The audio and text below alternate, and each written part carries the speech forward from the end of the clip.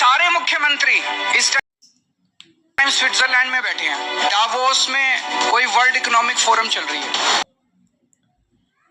एक तरफ उनके मुख्यमंत्री हैं जो घूमने फिरने स्विट्जरलैंड जा रहे हैं, एक तरफ आपके मुख्यमंत्री जो यहाँ बैठ के आपके लिए हेल्थ कार्ड बना रहे थे।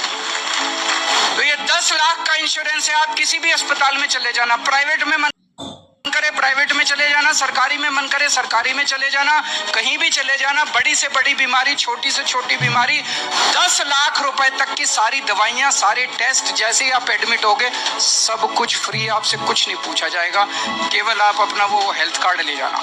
सब लोग कवर्ड है इसमें, किसी को नहीं छोड़ा, सबके लिए ये कार्ड है। 65 लाख परिवारों को इसका फायदा मिलेगा।